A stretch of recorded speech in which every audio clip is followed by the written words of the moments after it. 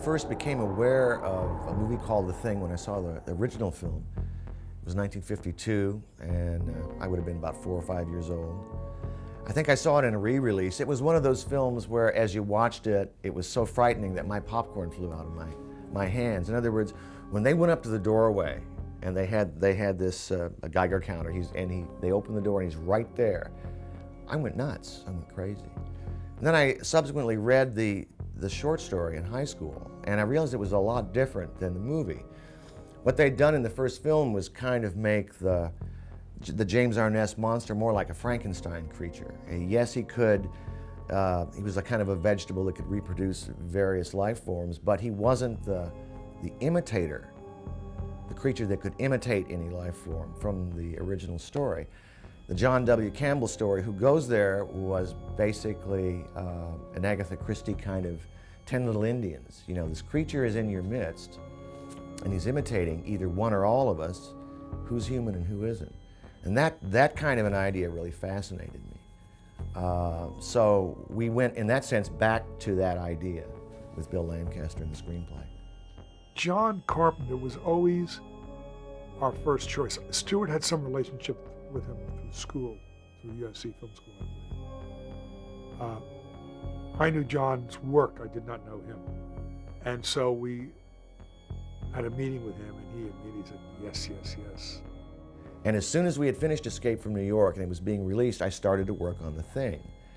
And we started writing from scratch. Basically, Bill Lancaster wrote an original screenplay and started all over again. There were several drafts of, Toby Hooper had done, I can't remember his name now, his partner had done a draft, and there had been some short story treatments by various people. But we started over, and the studio liked what we were doing and approved it, and off we went.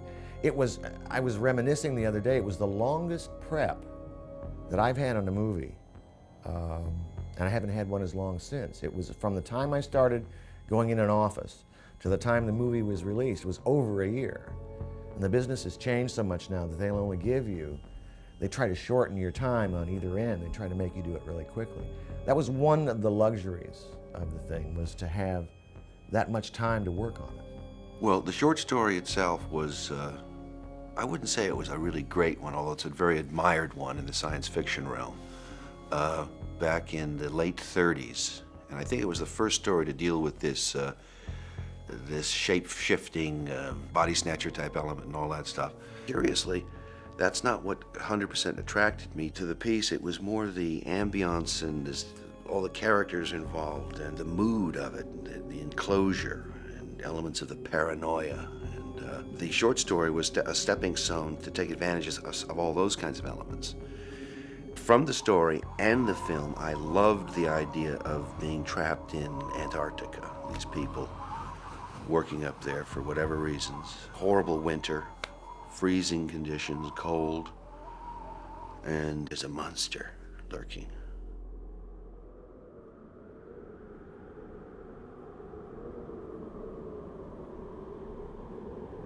Trying to talk about how to approach making a movie is difficult. Each one has its own personality. What basically you start with is an idea for a director of photography. You want to begin meeting production designers. You want to begin the process of setting up how to make the movie. And one of the big keys to me in making The Thing was discovering John Lloyd. You see, I had come from low-budget filmmaking, and I had never really worked in a studio situation, and John came along with enormous enthusiasm and knowledge and a great eye. Well, essentially, I was working for Universal Studio at the time, and the script came across my desk, and I read it and said, my God, this is probably one of the best science fiction films I've ever read in my life. And then I heard about John Carpenter, and he was coming on the lot, and I heard about his reputation. And I made a connection with one of the production managers to talk to him and then arrange an interview. And I took my drawings and things up and talked to John and ended up getting the show. I met John, I'm not sure what year it was, but it was just before Halloween. It was for Halloween. Deborah Hill introduced us, and John decided that, you know, we would probably make a good team, and so we worked on Halloween. And that, I guess, was such a good experience for both of us that we began a series, you know, and I worked on The Fog and Escape from New York, and then subsequently The Thing. And so I guess we went through a sort of that formative period together. You know, the work I did with John and the pictures we did together, I think was at that period some very challenging ones for me, and also a lot of fun because they allowed us to sort of experiment and work on, you know, visual style. Basically, it's a process of lining up the people to do the movie. And one of the crucial decisions we had to make was on the special effects and whether or not to hire, what kind of an effects person to go with and what kind of a concept to go with. And I chose Rob Bottin. I saw Halloween, and I instantly became a John Carpenter fan. He was, you know, that film is just amazing. It amazed me.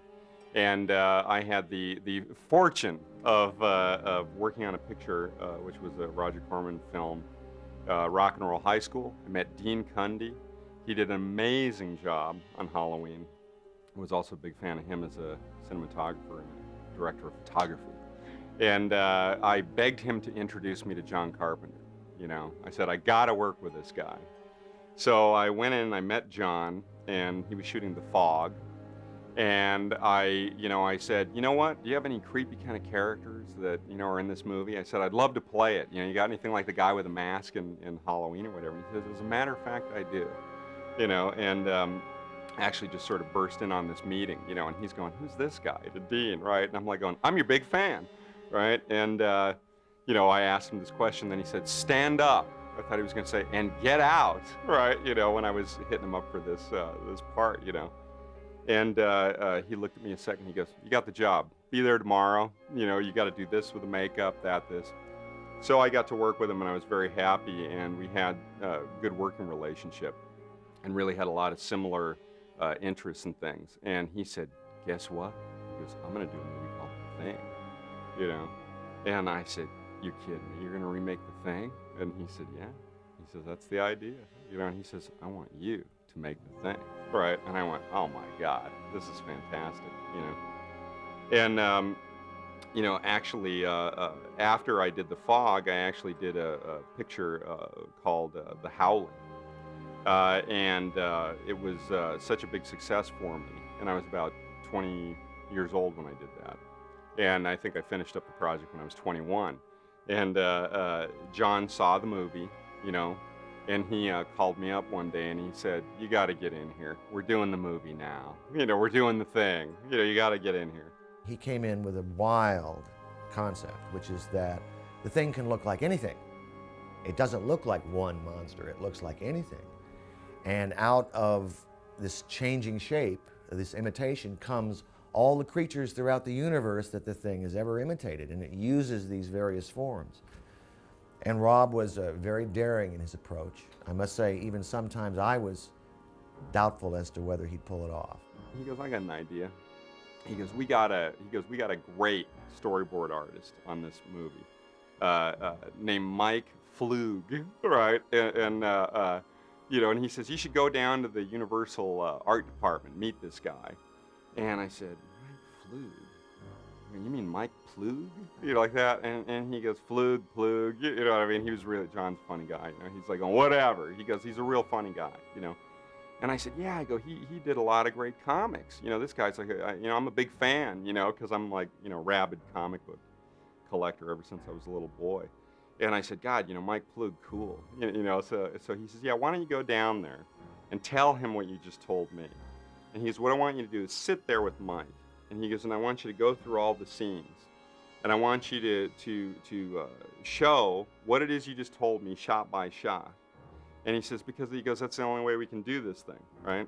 So it took a couple of weeks to get all this stuff down. Then, after we had finished the storyboard process, I piled them all up, went walking back up to, Carpenter's office. And he said, "Let's see what you got," like that. And we pinned them all up on the walls, covering all of his office walls. Then again, he looked at me and he said, "Do you know how to do all this stuff?" And I said, "No." So that was really the challenge of that picture. And what was great about it was that John actually did give me a great opportunity to say, "Hey kid, go nuts, and use your imagination." And he was so supportive during the whole process that it was just, a real amazing thing to happen to a 22-year-old. Well, we started casting the thing and realized very quickly that we had to be realistic. And although there are women who work in the Antarctic, and that would be a real thing to put them in there, it's more fun, I thought at the time, to make this an all-male movie, simply because you wouldn't have to deal with that issue. They had a couple of women in Hawks's version, and I thought maybe it would be more of a streamlined approach in an all-male movie. I hadn't seen one in a long time. And I started casting with Kurt Russell wanted to play the lead, and he was the kind of linchpin. And then we just looked at every good actor we could find and assembled a great cast.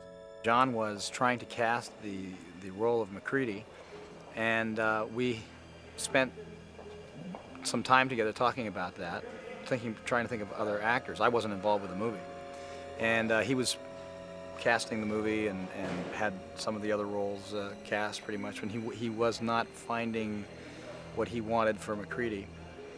And I gave him some suggestions, and we just as friends, we were just talking about it. And then I guess it was about 3 weeks to go, or a month, maybe less than that, he came to me and he said, what would you think about playing it? And so then I really read it and said, yeah, I thought it'd be a lot of fun. At that time, we were going to try to do definitely a strictly ensemble piece where MacReady was just one of the group and very slowly came out of the group to have to sort of deal with the thing at the very end. And that kind of changed slightly once we discovered that we had, these makeup and these wardrobe problems where everybody looked the same. I was asked to come in for another role. For the life of me, I can't remember what it was. And after I got there, John and I were talking, and we had known each other socially a little bit. And I said, "Listen, what are you thinking about Clark, the dog handler?" He said, "I haven't really focused on that role yet." And I said, "Well, that's the one that interests me the most." And he said, "Really?" And I said, "Yeah." He said, "Why?" And I said, because there's something about him, the fact that he's more connected to the animals than he is to the people. I see him as a kind of loner, sort of strange other entity in the group. And I think he liked that, and I liked the fact also he was sort of the red herring, the one that everybody thought was going to be the carrier. And we had the whole cast together, and we went over to Universal, and we sat around the table the first couple of days and talked about the script and talked about what the characters needed and wanted and so on and so forth. And then we worked on mostly the psychological aspects of it. That's what was most interesting, at least the way that the script, stripped of all the special effects when you first read the script. I never read the monster turns here and blah, blah, blah. I just look at the scene. So we had a chance to work on that first, and probably good, because once we started shooting, the technical aspects began to take predominance. It ended up being great for me because I was the one who got to work the most with Jed, the wolf dog, and Clint Rao, who raised and trained Jed, and I got to be good friends, and Jed and I got to be good friends. He was a very spooky dog when we started, because he was half wolf and half dog, and the wolf half was real dominant in him. He did everything like a wolf. He would never bark, he never growled, but the minute he would become uncomfortable, he would just suddenly go. and you just went, uh-oh, wait a minute. And he did that with me sometimes. And, you know, Clint had warned me, if you see this look on his face, just relax, try and relax. You know, something spooked him, and you never knew what was going to spook him. He was not very experienced working around people, so we had to really lock the set down whenever Jed was on the stage. And because he had to do that one scene where he went through the entire room and went underneath the pool table and everything, he had to go past almost everybody in the company. So we were in rehearsals for 2 weeks, which was, it's interesting, John originally, I thought it was a great instinct. He'd never done it before, but to put this group of 12 people together and then try and figure out what the dynamics were going to be between them, you know, who didn't like who felt, you know, who would react this way in this circumstance. And we came up with a lot of very interesting stuff in that process. But also we took some of the control away from John in the process too, because we really bonded and we got very interestingly involved with each other because of that. I remember at one point in the pre-production, John Lloyd came to me and said, okay, here are our options. We're going to have to go probably up to British Columbia and shoot this on a glacier. In looking for somewhere to build the set for the Antarctic ice camp, they opted for Stewart, British Columbia, because it was purportedly one of the highest snowfalls areas, accessible easily. We scouted it, I believe it was in the summer, when it was still warm, relatively warm, and the location we had chosen on this hilltop overlooking a glacier was still essentially dirt, so that they could build the camp. So we were, I would say, 6 months ahead of when we would be shooting. We were choosing the spot. It was a little knoll on top of a mountain that was accessible by a one-lane road that was also used by the mining company. The mine road had only been opened briefly, and it was shut down after that, so it was kind of a unique thing to find, because you just don't drive on top of glaciers, you know, you don't do it. And here is this place, and it worked. It was just right there, and the only one problem, there were trees to one side, so I built the side of the set to hide that under normal shooting, so you wouldn't see it. But I was really extremely happy with all that, you know. I thought it looked right.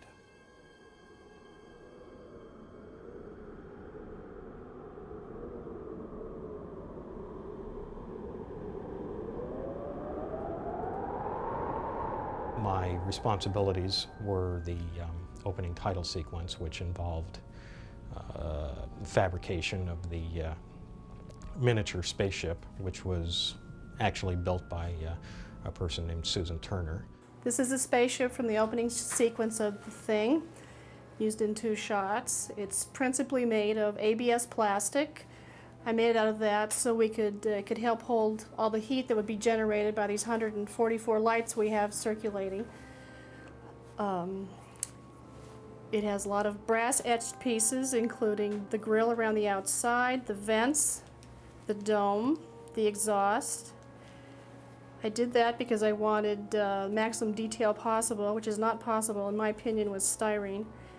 I like the brass. It's painted with many shades of gray. It's airbrush painted by hand, masking techniques. There's also a light in the dome, which is made of hammered brass. It was actually flat when it was etched, and it was hammered into shape in wood form.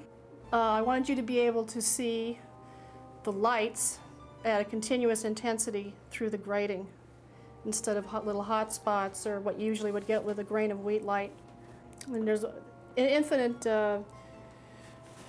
values of intensity and speed on this too. So when we got in and saw what speed we needed to have it go at to give the right effect, we would have the option of making the lights go faster or slower, or be brighter or duller.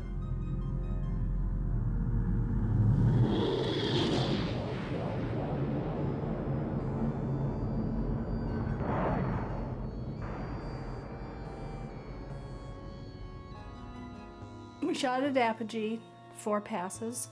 The spaceship pass, the pass with the swirling lights to give it the motion, which is presumably powering the ship. There's another pass with a little light on the top in the dome, where presumably the creature is steering the ship.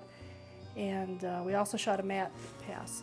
The actual title itself, when I did the effect for the title, what I used when the title comes, you know, the spaceship flies by and then the title comes and burns on, the way that that was done, we had like a fish tank that was about, I don't know, 4 feet wide by 2 feet high. And I put smoke in the fish tank, and then on the back of the fish tank I put the title, The Thing. I drew it on an animation cell. Behind that I had a piece of garbage bag plastic, which I stretched over a frame. And behind that I had a light, which was pointed up through the letters. And when I photographed it, I hit the garbage bag plastic with little flame, you know, like a match. I would just light it around the garbage bag plastic, and then the garbage bag plastic would open up and let the light come through the letters, and that's how the letters look like they form and, you know, and burn on with the rays and everything. It was actually a very simple process to do, and looked pretty good, although we went through a lot of takes. One take actually opened up forming the letters NG. I delivered the spaceship to Universal, to Al Whitlock's shop, and that's what they used to paint from. I worked with Albert Whitlock for the first and only time I've worked with him. I've been a great fan of his work, and he's a man of unique talent. He does amazing things with paint and brush. And he did for us. He created this giant flying saucer in the middle of the snow at a scale we couldn't do. And he solved some lighting problems for us, because painting a snowscape with the correct light on it is not as easy as you might think. We had to do a lot of work on that. But I'm extremely proud of what he did, and it worked out great.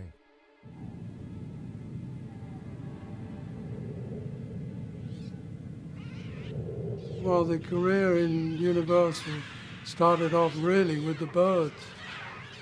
Hitchcock called me in, and I introduced myself as somebody that had worked with him in England, and he really didn't believe it, actually. But after I talked to him for a while, he got to realize that I knew things that were absolutely authentic, and then he got interested. Well, after that, there was Torn Curtain, Marnie, all the films that he worked on, that he made after that, I did work on. Because he liked doing matte shots. I mean, he liked doing anything like that. Earthquake was a very difficult movie, in as much that Universal indulged in the luxury of booking films into the movie houses before they were even started. So there was a 12-week schedule, and there were 40 pieces of film to be done. Hindenburg lasted almost a year. But there were 70-odd scenes on that. In fact, the whole film was... George Scott, at the end, when the film was finished, said it's his picture, not mine. Well, Albert Whitlock, I had met on the Hindenburg, because I had been kind of liaison with Albert on the Hindenburg, and I knew Albert very well, got along with him very well, and really was, I think, one of the shining periods of my career that I got to watch Albert at work and watch him do all his magic. All the matte paintings had an appropriate storyboard, so you knew generally what you were supposed to see.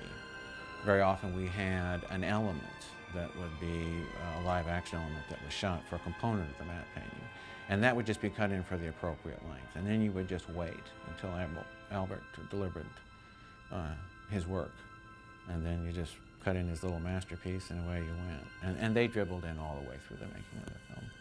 He would photograph, say, the bottom half of the frame out on the ice field, or the top half and part of it, whatever was important for that, and then take the film back to Hollywood, not develop it. He would store it in the refrigerator, cutting off just a very small piece of it so that they could develop just that for testing and for lineup, and then painting a painting to match. So it was actually an interesting process for me to go through. I've worked with him subsequently a couple of times to look at really sort of one of the Hollywood masters and how he did his particular technique. Well, essentially what we did is we just built a portion of a spaceship. And we planned it, then Albert Whitlock created this larger spaceship out of it. But the big problem was getting the spaceship there.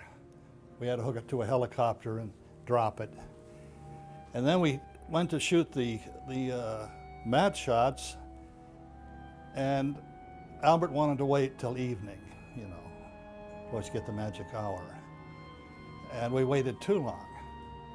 And the helicopter came, was waiting, and we waited. And finally, Albert said once more, and the guy said, "Now look, this is it, we're leaving." And so I remember we all had this heavy gear, and we tried to get in the helicopter, and I couldn't get the door shut. And so regardless of that, we took off. I mean, that was it. It was the end of the day. And then the guy gets partway toward the camp, and he said, "My God, I think I'm going to run out of fuel," you know. And then I say, "Well, if we run out of fuel, what will happen?" "Well, we'll just land." He said, "Well, spend the night." And I can imagine spending the night in this helicopter with 6 or 8 people, you know. It's, but we didn't. We finally made it back, and everybody was happy, except the pilot. He said we didn't realize, you know, really what kind of trouble we were in. But again, ignorance is bliss in most cases. That we had to find a piece of high ground on the back lot, because I didn't like working from a tower, unnecessary anyway, because the back lot at that time was very plain and very hilly. So we found a high spot and laid the sheets out and just placed the people in the appropriate position. The vital issue in making a mat shop work is having things standing in space. If it doesn't look as though what you're painting is actually in space, dimensionally in space, receding from you, which doesn't necessarily simply mean the dissipation of color and tone. That's simple. But still, to get the feeling that it's there standing in space, if you don't achieve that, you don't achieve anything. It just looks like a painting. Remains two-dimensional. That's the main thing you're aiming at. Clouds, of course, help you get that.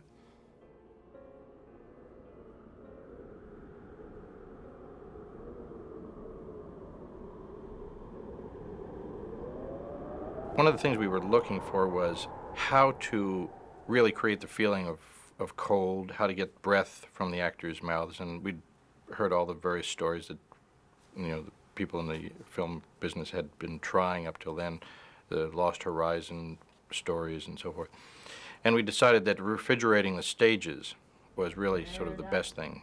We found out that it doesn't have to be really cold as long as the humidity is up. So it was a very careful balancing act of humidifying the air, spraying water overhead to bring that and then bring the temperature down, which happened at one of the hottest summers in Los Angeles in a long time. So it was very strange for us to work in this very kind of cold environment and then step outside in our park is in 102-degree heat to watch the tourists going by on the trams on the tour and have them wonder, why are these people wearing this clothing? And it was sweltering. So more people got flu and colds, and they'd come out wearing their parka, freezing. They'd come out and it's sweltering. They'd take off their parka. Now they're hot. Then they'd go back in, they'd put it back on. It was so confusing. The thing that I remember the most was all of us, we got so tired of changing to go to lunch that we would just go to lunch in our complete wool outfits in this brutal heat and just, you know, and just kind of blow it off and go, well, it's going to be real hot getting over there, and then I'll get there and it'll be air conditioned and it won't be that terrible. I remember that, and I also remember for about 3 days or so, I showed up in the commissary every day with a big, ugly bullet hole in my forehead to eat lunch. And, you know, when I would come in and I go, yeah, you should probably put me in the corner where everybody doesn't have to look at me, because it was pretty disgusting. And there were other people who showed up, you know, with pieces of them hanging off to go to lunch. It was, we were quite a sight on the Universal lot there. The thing for me was, on The Thing, was that the production designing of the movie was so perfect that my job was easier. I could concentrate instead on the acting, telling the story, and the monster. I mean, that was the big job, was to convince the audience that this thing is real. And we might have convinced them a little too much.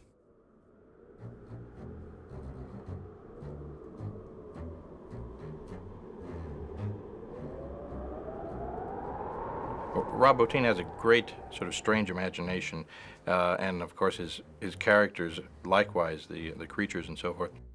I was really intrigued and challenged by the fact that we would be doing some things that hadn't been done up to that point in creating these illusions. We tried all kinds of things, cranking the camera faster and slower, and under cranking and shooting the camera upside down so the backwards action looked somehow strange. A lot of different sort of photographic techniques. One of the tricks with working with rubber, whether it's, you know, a mask or a makeup appliance, or whether it's a completely fabricated creature, is lighting it carefully so that it looks real, so that there's you don't give away the tricks, the little seams and the paint and the wires and all of the things that are necessary to make it work. And Rob was always very sensitive about his creatures. There was, you know, whether there was too much light on them.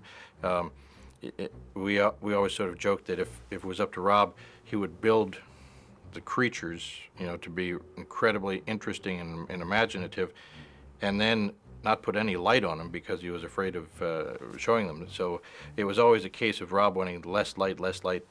You know, so we developed techniques of little tiny spots of light and shadows and all, so that you never really looked blatantly at a rubber creature. I went to visit Rob on the set. He wanted me to help shoot some tests that he was doing of his vibrating dog, and I think when I got there, there were so many 5-gallon pails of KY jelly all over the place that it's like my impression of the film was, gee, I never knew that you could like buy KY jelly in you know 5-gallon pails and have so many of them, you know, in any one place. You know, they used so much of it, I believe, on all of his creatures. That's kind of what I think of when I you know, think of working on the film. And you'd walk into their model room and you'd see what they were going to eventually come up with, you know, because they would model them in clay, I guess, before they started the work on making you. And it was incredible to see. And I must confess, I think I spent about 10 days with them, all told. They molded my face in a lot of different expressions. They molded my hands, my legs, my torso. They even took photographs of my chest without a shirt on, and they assigned one person to make the hair pattern match. And it was so good that the day we shot the sequence of my chest exploding, I was inside the examining table that my body was supposed to be lying on, so that my head was out. It was really my head, my neck, my shoulders, and my arms, and everything else was the model. And Richard Dysart is an old pal of mine who played the doctor, the medical doctor, came in that morning, and I was already in the harness, and he said, "Put some clothes on that guy, for God's sake, it's disgusting." And he came running over, and it wasn't until he was right on top of me that he realized that was fake. It was so incredible. When I see the picture, I know what my chest hair pattern looks like from looking at myself in the mirror for 50 years. I'm shocked at how accurate it is. And actually, it was very funny because it was a one-take situation. We had to make him up and blend this whole body off that had this interior mechanism that would rip open, right? And what happened was, of course, take one goes awry. You know, after, you know, 10 hours of makeup, right? And Charlie's sitting inside this box and is working on him and stuff.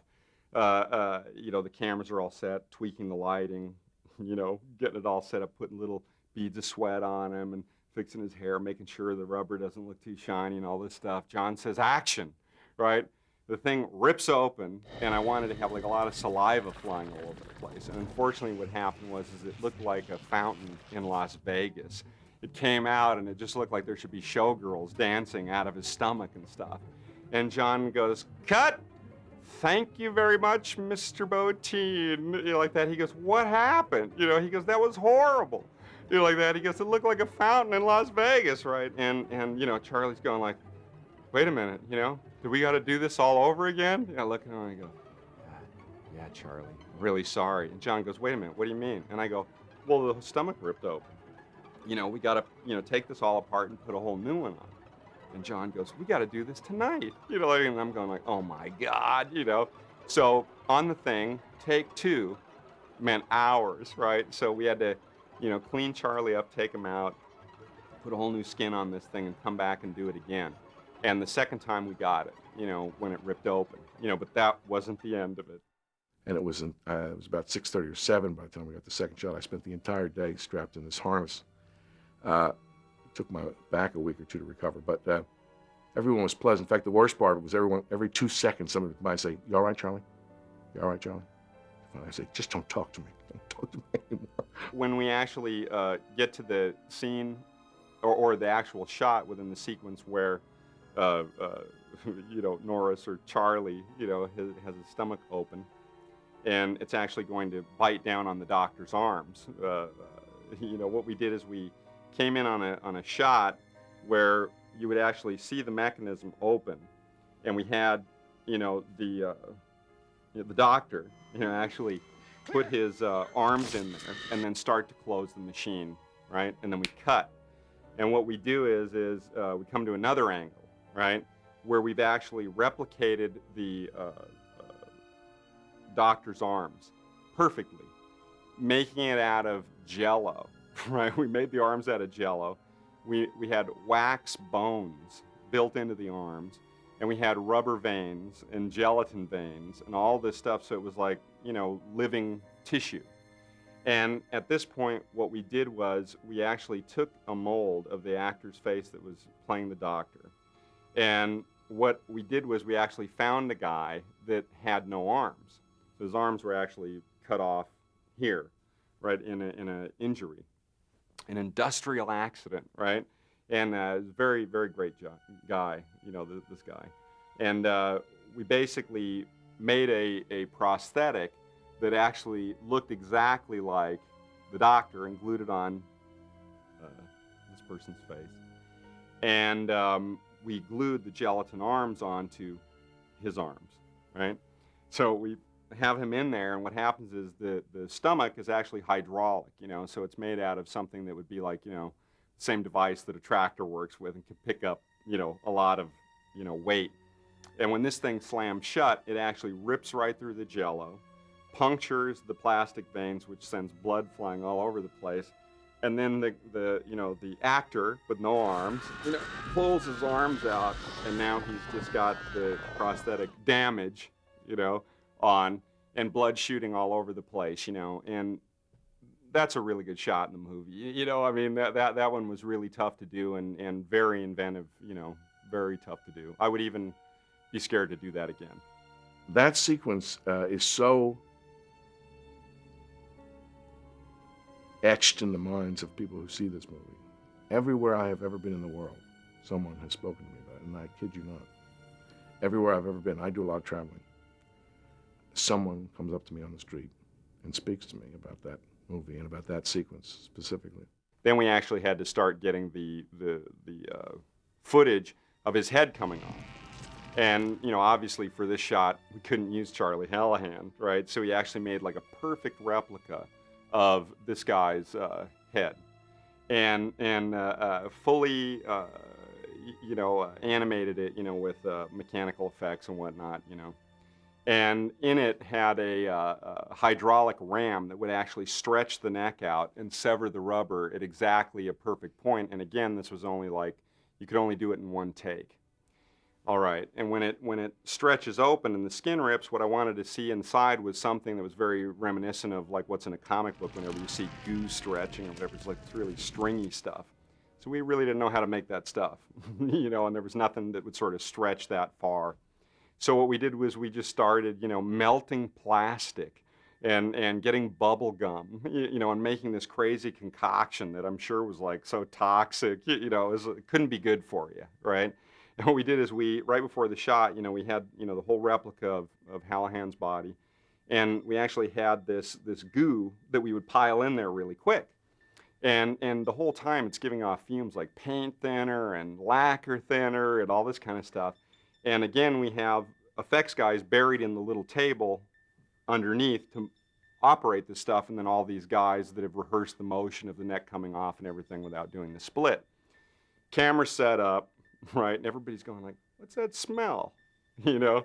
And I'm going, oh, it's the stuff inside the neck, you know, just some nutty concoction we made that'll stretch, you know, bubble gum and whatnot, plastic melted down. They're going like, oh, it doesn't smell too good, you know? So I go, well, we better hurry up and shoot it, right? So the camera set, everything's ready, and then Carpenter goes, wait a minute. Shouldn't there be fire, you know, like underneath the lens here? You know, and everybody goes, well, why? And he goes, well, because they're burning everything around them. And this is the shot where the head's stretching off, but nobody's seeing it. So just for continuity, we want a little fire in the foreground. You know, meantime, nobody's thinking about it, and I didn't either, but the room is filling up with, you know, explosive fumes, right?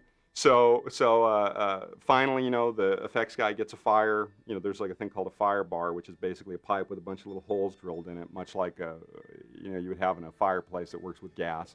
Puts it underneath the lens out of sight. And, you know, John says, okay, everybody set, ready to go? You know, I go, ready. All the guys ready? Everybody's ready, thumbs up. Hey, you in there, I'm knocking on the little, you know, box. You know, you guys, you ready in there? Ready. You know, like that. Okay, great. You know, so Johnny says, roll camera. Right, so they roll camera. Right, and he goes, all right, light the fire bar. Guy turns on the gas. Psh, you know, stuff's coming out. And the guy's up there with a you know, like a lighter. You know, and he's and finally it ignites, right? And the whole effect, the whole Hallahan, you know, replica body explodes, right? The whole room goes into this huge fireball with the whole crew sitting in it, right? Because this is a small set. And when the fire clears, everybody's sitting there like in a cartoon, you know, with their faces black, but, you know, nobody had black faces, but they were all going, you know, like this. And I'm staring down at the body, and I'm in shock because since it's a one-take deal only, I look down at it and I go, oh my God, it's on fire, right? It's on fire. And then John says, don't just stand there. Put it out, you idiot! You know, like that. And then, you know, I was just so shocked that months of work preparing for this moment was just blown to bits in just a second. So we, you know, put it out with fire extinguishers and stuff like that. And then he just goes, oh my God. We had to set up, take a whole nother day to get back to this point, and finally just accomplish the one shot where the head stretches and the neck severs. All of us had made a trip to the shop. I had to get this little thing done for my head and everything. We all made a trip over there. Some of them, like David and Charlie, had to have very complicated things done. So I didn't spend much time there, but when we were at the shop, Rob had already started sculpting a lot of the things, like he sculpted the fused bodies that we find in the Norwegian camp. And that was lying on the floor when I walked by the first time, and I just remember thinking, this is incredible art. This is amazing, grotesque art that he's created here. The same thing with the big fused dog thing. It was actually before they put all the hair and the slime and everything, and all that pink slime, all that drippy stuff, and the pieces of king crab claws or whatever the hell he used for that. Before he put all that stuff on it, it was an amazing piece of sculpture. Just beautiful. I mean, grotesque, horrible, but also very beautiful. So what I did was I was so, you know, wanting this stuff to come out so great, I actually lived at Universal for a year and 5 weeks without taking a day off. I worked, you know, 7 days a week, never took a day off, you know. And I was there night and day. Night and day, I'd sleep on the sets. You know, a carpenter would come in. Where's Rob? You think, oh, he's in the locker room, you know, or he's in the lab, you know. And then he'd wake me up. Hey, you know, we got to shoot this thing or whatever. And I ended up, you know, working so hard that I ended up in the hospital at the end of the show. John looked at me and he said, "You don't look well." He goes, "Somebody take this guy to the hospital," right? You know. But since then, you know, I've wised up, and you know, it's I don't do that anymore. When it comes to the creature effects on the thing, this is Rob Bottin's movie. I mean, and there was no no loss for, you know, incredible effects. It was a pretty hungry movie when it gets down to that aspect of it. We came in actually with you know, Rob's request, because it was an overload period where I think he had some 7 million creature effects going on, and talked to me about possibly picking up one of the effects as some of the overload, which happened to be the dog thing at the beginning of the movie. It was we were just getting heavily into this new element of puppetry and animatronics coming together at my studio. And since I like Rob a lot, and I've also worked with John Carpenter before, and it was a fairly fun and simple situation for us, so jumped into it. It's one of the first effects that you see in the movie. These dogs have been taken over by the thing. So I attacked it in a way of figuring out a way of how to do it simplistically, how to do it quickly and economically, and also create a pretty nifty effect. And so we attacked it as literally a puppet. So when you do see this effect in the movie, I remember looking at myself in the mirror and going, how easily can I puppet something if this is the head, because we were just starting to get into puppetry at that point in our studio, and had us do a snapshot of me just holding my hand like this as a human being, so that this is about the most intricate and amazing machine anybody could build. And then from that snapshot of me standing there just like this with my hand just like this, we designed the dog thing over that. So it was form following function. We did not create freely. We created based on the machine that was going to make this thing work. And when you actually see this dog thing in the movie, you will see that there's this hump, this interesting hump, and this long neck that comes out, and this really cool head that comes around and is snarling and going through all these gyrations. And it has all this wonderful organic movement, and it's basically because all that organic movement is the person inside it who is disguised by the design. So we came up with a concept, designed to that concept, and literally built a really cool hand puppet with an animatronic face. We literally came in to help out, to take a little bit of this overload, and to do a really fun character and a neat creature and a neat effect. But it wasn't for the credit, and it wasn't for the film. It wasn't my film. It was Rob's film, and he should be very proud of it. I'm thrilled for him, and I think what he did is outstanding. Some of the neatest effects we've seen. And I'm glad that we have a cool effect in the film. The big scene in the kennel when the thing first makes its appearance, and we set it on fire with the flamethrower and then put out the fire, was one of the most exciting things I've ever worked on. Because there were 7 or 8 cameras, 9 actors with fire extinguishers, and we really had to go in and put out the fire.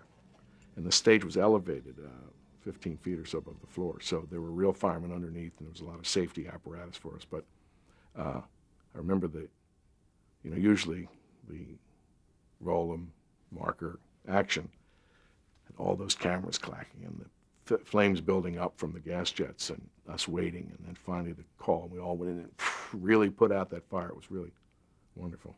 The kennel sequence is basically broken into 2 areas, which is one, first the dog transforming in front of the dogs, and then the point at which the humans see it. And at the point at which the humans see it, it was very important to also understand that what again we were looking at was an amorphous shape that, you could really call a thing. So when the big mass or the dog or what it is transformed to pulls itself up into the corner of the ceiling, trying to back up and escape, from these guys and the dogs and everything, it just wants to be left alone. It's got nowhere to go. So basically, these guys are looking at it and they go to torch it, and what happens is it rips open, and then this really strange kind of formation comes out that looks much like a flower. And in essence, if you go back and freeze frame, what it actually is it's not a flower. It's about, like, I don't know how many dog tongues. It's a bunch of dog tongues, and there's dog teeth growing out of the thing. And I wanted something there that, actually, in the mind would sort of be, something the dog used to be and has now, changed into something that is like a twisted nightmare.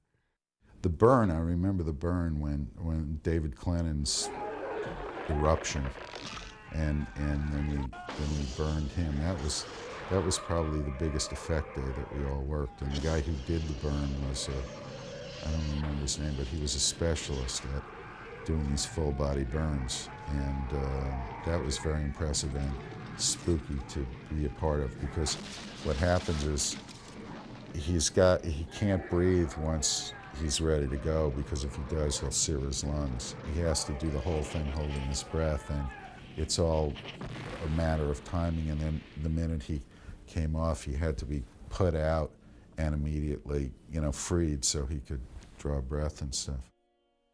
When I started seeing some of the effects that Rob had created, there was one particular sequence where Charlie Hallahan's head comes off the table and a tongue shoots out and it pulls across, turns over, and grows stalks and walks across the floor. When I saw that, I realized a great sense of relief, because what I didn't want to end up with in this movie was a guy in a suit.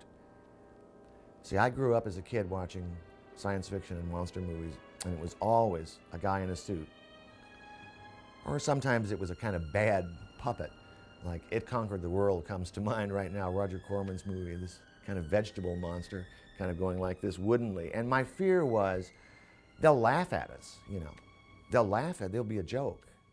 I mean, even as great as the movie was, and Alien was a terrific movie, it's still, in the very end, up stood this big guy in a suit. I don't want to do a suit. I want something that's alive. So when I saw that stuff coming out, I was like, oh man. Now, there were some effects we had to fool with. They didn't work perfectly, because this stuff is not like, as Rob said to me, it's not like ordering pizza on the phone. You have to build it and create it. And sometimes it doesn't work. In our case, I think it did. You gotta be fucking kidding.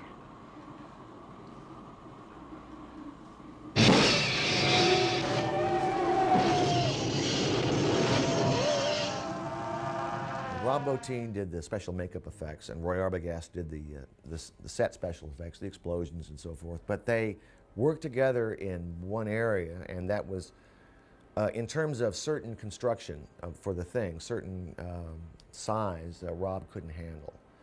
In other words, his little team could go so far. So they intermeshed at one point and began a collaboration to pull off that last creature coming up out of the floor and opening up. That was a huge monstrosity, and the size of it was amazing. So we had a lot of work to do.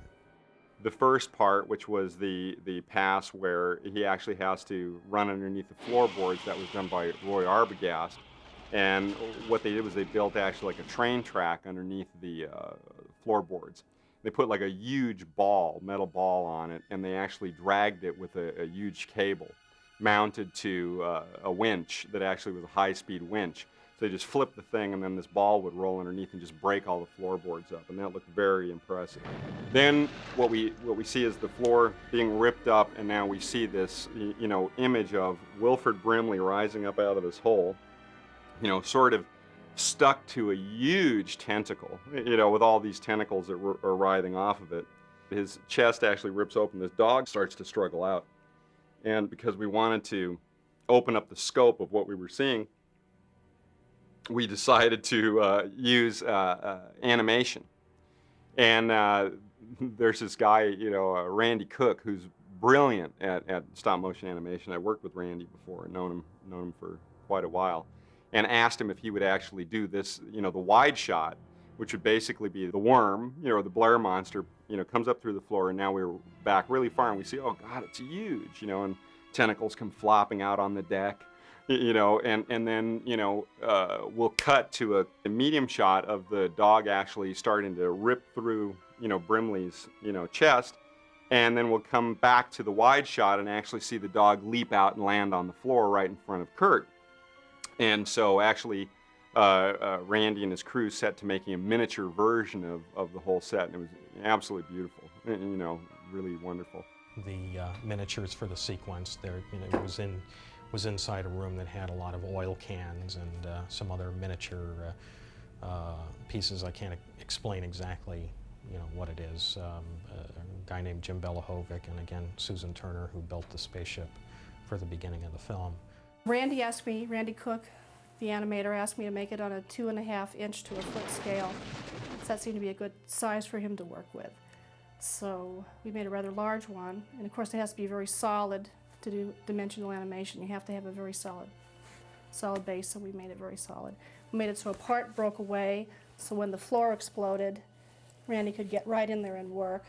And additionally, when we built it with no supports in the middle of the floor, so that they could have the creature come up at any point. We hadn't quite decided yet. And of course, we had icicles hanging from the top, which we used silicone for because they couldn't be moved either. With frame by frame shooting, you can't disturb anything. Everything has to stay exactly the same. I try to copy the live set exactly. I mean, it was rather difficult with the ice cave because it was just jagged cave. And so we had to measure each part out and make it exactly the right dimension so it would match.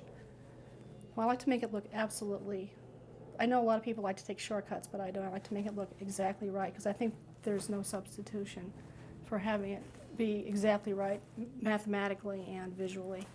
In the final picture, what happened was Carpenter had the sequence cut together and felt that at the end of the day, his eye could detect that there was, stop motion animation in the picture. And at this point in time, again, that, since it was done, many years ago, we actually didn't have the use of a computer, which would kind of, smooth out the animation a little bit. And so, John decided that, no, we're not going to use the animation in the picture, even though it was beautifully executed.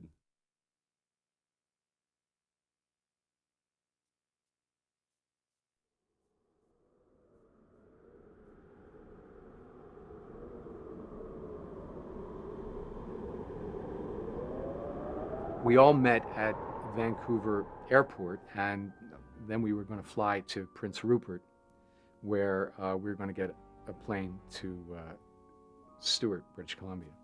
So we flew into Prince Rupert, and as we were coming down, we realized there was a snowstorm going on. So we thought it would be a little dicey if we were going to take a small plane and fly into Stewart.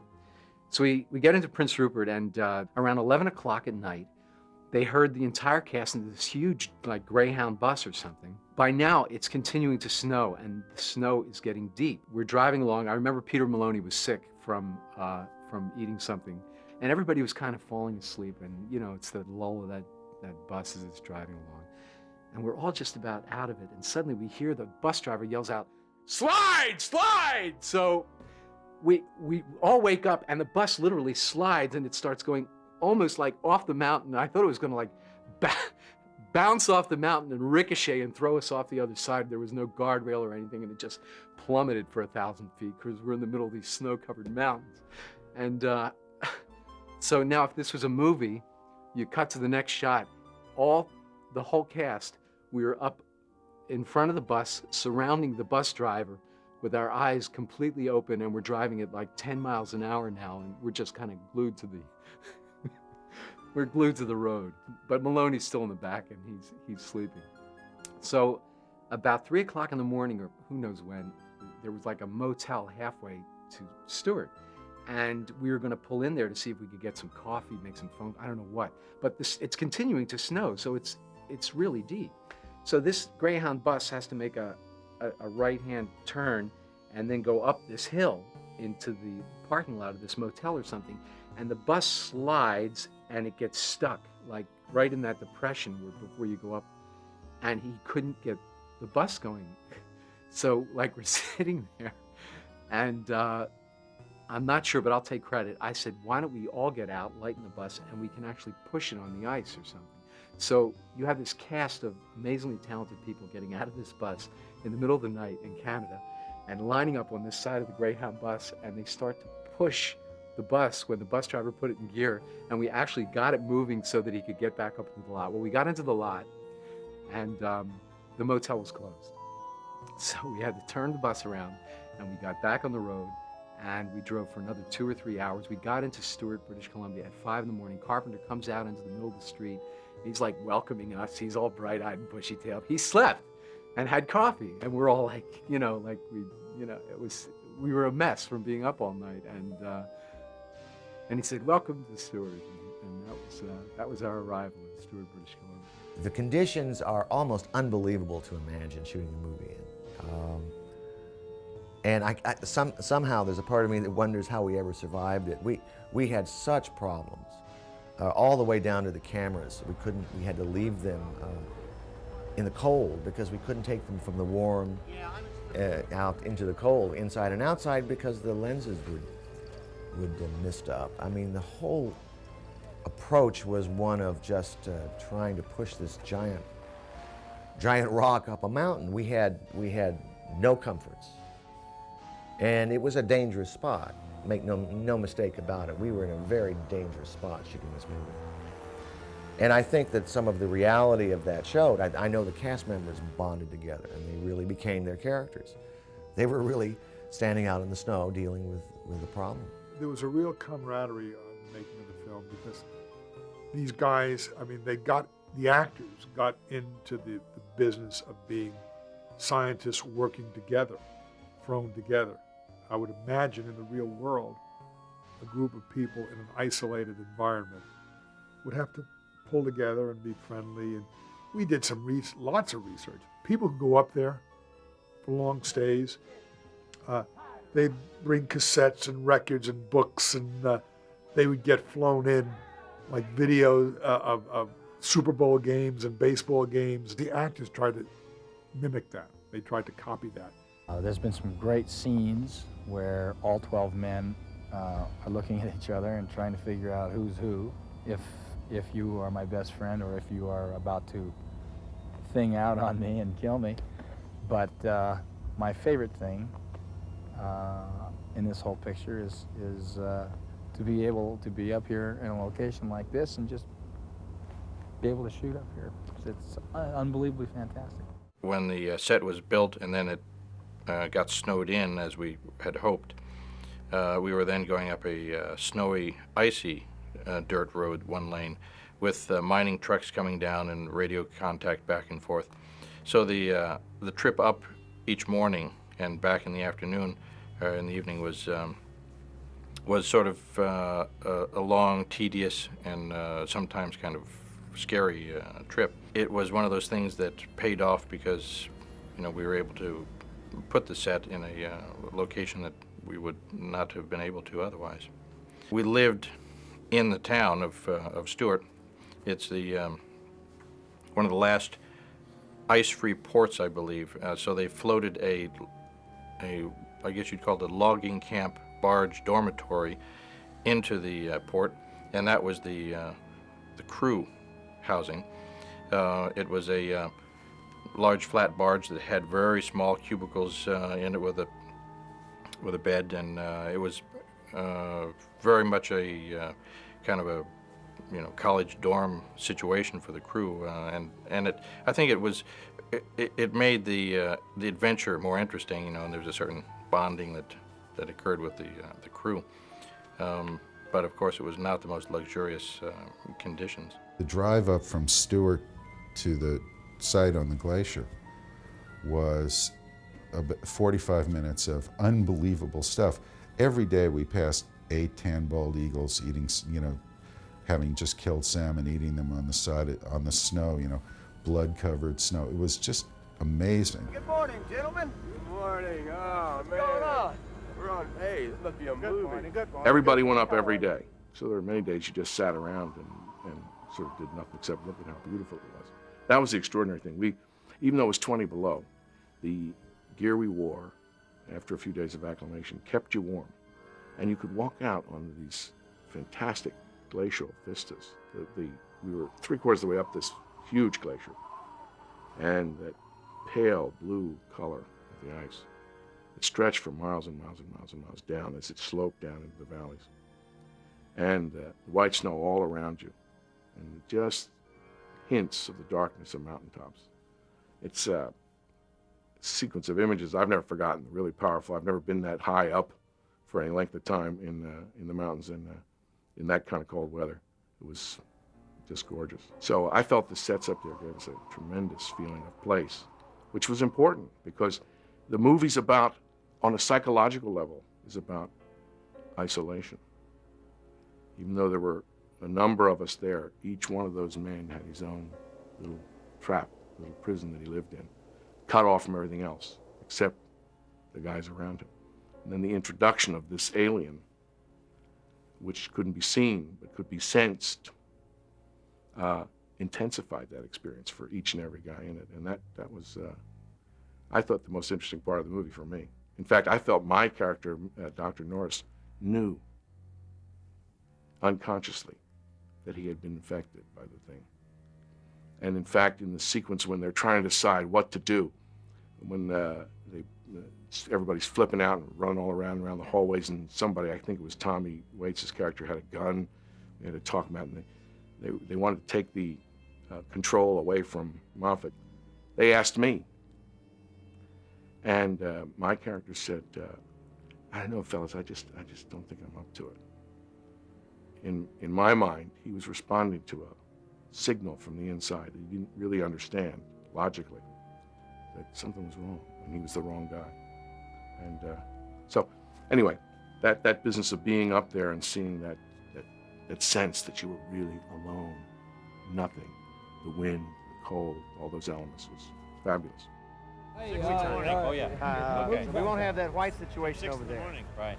So I think we'll be okay. What we might want to do, we could just do a little pull back from, say clear him. Good from idea to Dennis come back, yeah. into here, and then go come with into the him. situation here. That sounds good. And maybe Sounds put real good. Palmer fooling with the hydraulics in the front of the blade here. All right, good. Good. John Carpenter created a tremendous atmosphere on the set. It was very positive. It was supportive, and it was also, it encouraged you to work hard.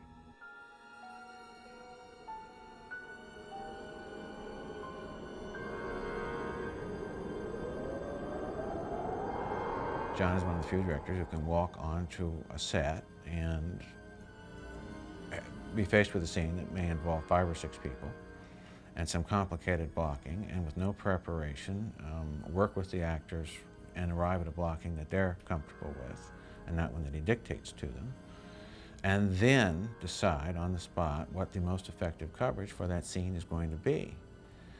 That's a rare talent. In scenes, a particular scene, I think, which evinces that ability is the one in which the blood was in the refrigerator. They found the refrigerator, and all the blood's on the floor. It's been broken open. That's a difficult scene because you have a group of people in a semicircle up against a flat object. And if you think about that, that's an exceptional challenge to shoot effectively. I mean, one can take an easy cop-out and shoot it from within the closure of the half circle, if you will, and take individuals on each. But I think if you look at that scene, it's much more complicated in terms of how he chose to cover it. I was very impressed with that scene. And the one that followed, where Windows runs down the hallway with the gun, which I think is one of my favorite scenes in terms of cutting. Those 2 scenes in particular. And John always gets just the right angles. Very rarely. I can't ever really think of a time in which I would say, gee, I wish I had this, or gee, I wish I had that. And that's a testimony to his ability. This is U.S. Station 31. You read me? Found something in the ice. We need some help down here. Can anybody hear me?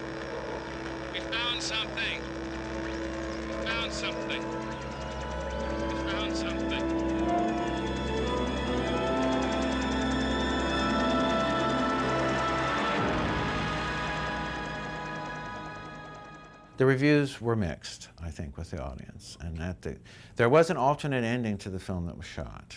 I had spoken to John about this. I had said that I felt, well, gee, this is a terribly nihilistic ending. It's very much of a downbeat. Perhaps we should protect ourselves while we have the principal, Kurt, and just shoot an ending where we see that he survives. And John was open to this, so essentially what he did was he staged a scene in which Kurt has been rescued and is sitting in a kind of a small office structure, and he's just had a blood test so that we know that he's not infected. And he has survived this ordeal rather than the kind of mutual death that concludes the film now. He just shot this for protection. We never previewed this. The issue did come up at the conclusion of the 2 previews as to whether we should perhaps try this ending, see how it flew with the audiences, and or make other adjustments on the film. And I think John essentially at that time felt that he had achieved in the movie what he wanted to do. He had made the story of Who Goes There, the short story from which the original thing was adapted. He was much truer to that, which I think was one of his intentions. He was a great fan of the original thing. He and I watched it at least 2 or 3 times. John's probably seen it 50. And it is a wonderful film. But he wasn't trying to do that film. He was, in a sense, trying to go back to the source of it. And I think he felt he had accomplished that. And so that's the way the film went out. A lot of the things, though, that bothered the audience more than the monster were the poking around the monster, you know, and poking around human beings that had been burnt. And it was like we all associated to it in terms of what's like gutting a deer. It's part of life. If you hunt and you take the meat, you gut the deer, and I guess it's ugly the first 2 or 3 times you do it, but then after a while, that's what you do with you take them out, you remove them, and clean it, get the meat clean, and then you cut the meat up. All of that kind of when you're doing it, if somebody's not used to doing it, they look at that and they go, this is horrible. But they don't have any problem going to the store and buying that wrapped piece of meat. So they just don't see the other part of it. So in this movie, you see that part. We realized that those parts were probably going to be, to a large degree, rejected. Again, I thought it was great that John didn't stop doing the movie that he set out to do. And I'm very happy that the movie did find its audience, and that it found its audience 20 years or 15 years later was to a great degree expected. People always come up to me and say, you know what my favorite movie you were in was. I mean, a lot of times this happens, that they come up with the thing as the thing that they like the best. But it's as someone else has probably said, this film found its audience not in the theaters at the time. It wasn't a huge hit. It did okay. But in video and on cable, and since then on video, it has a very loyal, very intense following, and that's always fun. I mean, I've been involved in several of those that haven't gone through the roof in the box office, but in certain ways have an afterlife that's much stronger than films that have gone through the roof at the box office. It was so much fun to be with that cast and that director and that crew. I mean, you had like 60 little boys with helicopters and flamethrowers and guns and a monster, and we're up in the Arctic, and I mean, it was a gas, man. It was like going out and playing cops and robbers when you were a kid. It was a fantastic experience in a wild and unpredictable place with just once again, I have to say, just a tremendous casting crew. It was just so much fun. It's a good film, and it'll survive for that reason, you know. It might not be an instant success, but I feel that it has legs in the sense that people will enjoy seeing it, and probably more so as the years go on. I think that at the time when the thing was released, it was an innovative, very kind of unusual journey for an audience. And I think that it came across an interesting phenomenon, which was, at the time, we also had a very friendly alien that came to visit the Earth in the form of E.T. And it was a case of an audience at the time feeling probably more comfortable with a friendly alien, and the fact that that the sort of dark edge of the Thing was something that wasn't sort of appreciated at the time. I think the audience's sensibilities always sort of change, and they're now sort of prepared to accept an alien that isn't so friendly in the shape of the Thing. I really believe that if they had separated the releases somehow, that it would have been a big hit at the box office. It's since turned into what they call a cult film, whatever, and it seems like everybody has seen it. It's on video or on television or something. It set a standard for special effects. I think that the people who like that kind of movie went and saw it anyway. The interesting thing about the Thing, right, and the fact that it was actually done a long time ago, people actually think that the imaging and the special effects and the creature work or whatever hold up to this day, even in the light of the fact that there are computer graphics and things now. And I think part of the reason for that is that it's you just can't beat wild imagination, and no matter how you do it, as long as it's executed very well, you just can't pierce through the magic. Actually, it's really funny because I watch the movie now and I can completely pick it apart. I can actually look at it and go, I do that differently now. I could do that better, But the fun thing is that everybody that, like I run into on the street or in the movie business or whatever, they always say, do you realize that, your monster creation in the Thing was a life-changing monster? Man, I go, what does that mean? And like I even have, kids that actually grew up watching it on video. And they say, yeah, it was just so crazy. And it just sort of made us realize that, you could do anything in the movies, So it's fun to have, that, part in history as, having made something that was so wildly imaginative that it's actually, caused others to, come up with greater dreams. There are some movies that you do. I've done more, I guess, than my fair share of them.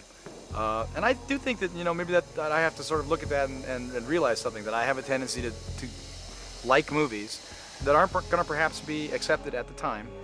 And if they're done well, though, they will be accepted later on. And I think that with the advent of video, that's a great, I'm very happy about that, because ultimately you're making movies for the enjoyment of as many people as possible. And I like that there's video and that people can take it and make their judgment later on, and perhaps without the politics of the time or without whatever's in the air at the time to set a tone to get in the way of just the project and just the story itself. There's a very somber kind of inevitability to the film. As it begins, you're seeing a helicopter flying, and they're chasing a dog, and already it feels like the end of the world to me. And that's what this is. This is an apocalyptic movie. This is the first of 3 films that I've worked on that have an apocalyptic theme, and I've dealt with them in different ways. This is the end of the world. It doesn't come from bombs dropping. It comes from within. And it was a movie that's tone started and finished. And basically it was almost there's nothing you can do, because here it comes. And of course the Thing is a metaphor for whatever you want to say. It's disease, could be AIDS, could be whatever, but it comes from within you. It's also basically the lack of trust that's in the world now. We see it all over, countries, people. We don't trust each other anymore. We don't know who to trust. We're with somebody that we think maybe they're our loved ones and they may attack us. And that's what the Thing is. It has a lot of truth in it, kind of dressed up as a monster movie.